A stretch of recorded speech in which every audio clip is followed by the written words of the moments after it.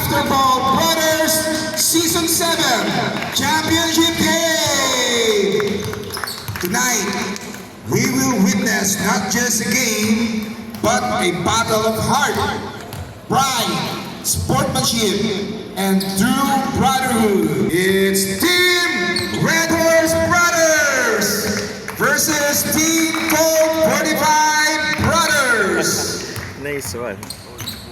Let's begin with a team known for their strength, discipline, and championship mentality, wearing the colored gray jersey. Please welcome Team Red Horse Brothers! Okay, yeah. And now, let's meet the players. Wearing jersey number 69, Ian Gumamit Calix. Wearing jersey number 3, June Gumamit. Wearing jersey number 19, DJ Mateo. Jersey number 2, Jocas Barredo. Jersey number 5, John Verdera.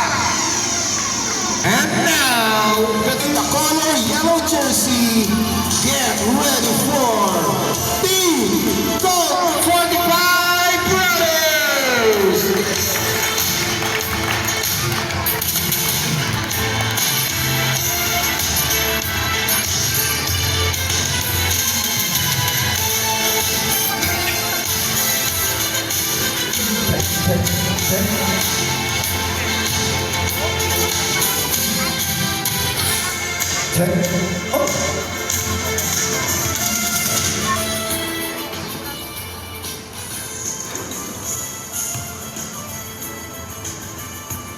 Jersey number 27, Jason Bondo.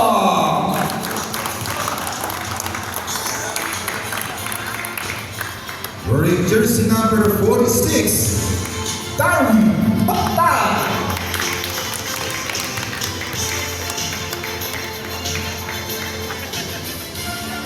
Wearing jersey number 50, Jess Sabe.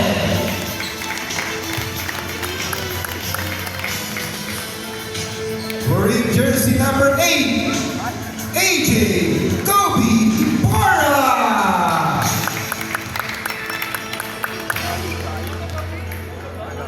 Wearing jersey number 42, Ogi Kakwa.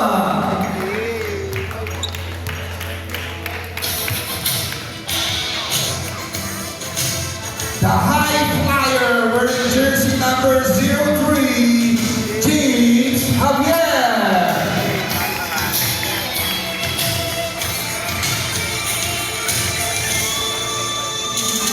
Wearing jersey number 81, Kotsi John Ezra Jose.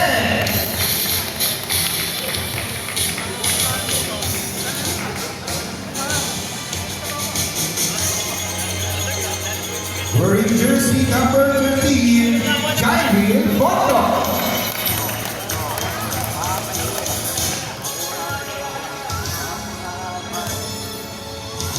Wearing jersey number 71, Paul Negrillo.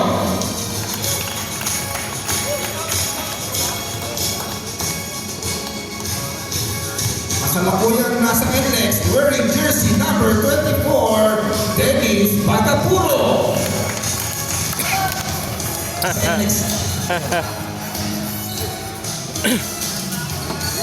Jersey number 17, our mythical player, Kevin Paraiso.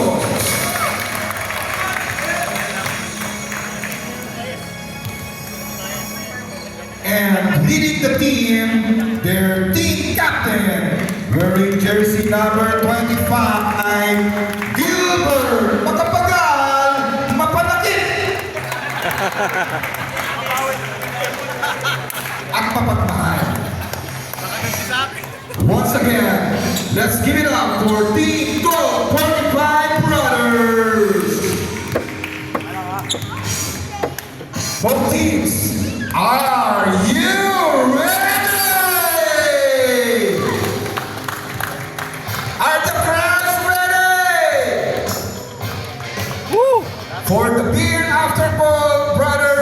championship game. Let the game begin!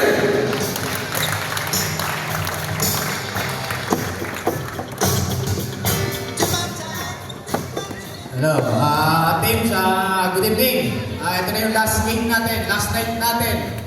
Sana walang mapilay sa atin, walang mapilay sa inyo sa paglalaro. Last game na, matapos natin maayos, walang magkakagulo, walang mag-aaway. Narito tayo sa dulo, sana matapos natin na maayos, no? At play normal basketball lang, last simula, hanggang matapos, play normal basketball lang. Iwasan natin sakitan. Yung physical, nandiyan, di mawala yun, dahil basketball is physical talaga basketball, pero wala namang sihigit pa rin, makakasakit na tayo ng kapwa natin. Kasi maaaring naapektuhan yung mga trabaho natin, pati pamilya natin kung tayo magkakasakitan at mapipilay. Basta iwasan natin, lalo yung mga landing spot, iwasan natin yan kasi delikado, baka makapilay tayo ng player. Tsaka yung making a foul, yung block na tinatawag, lalo sa shaded area, iwasan natin kasi delikado rin, baka matapakan natin yung magpa-block, then baka pilayan din yung matatapakan. Kaya, di normal basketball lang, ganun lang naman. Alam ko naman na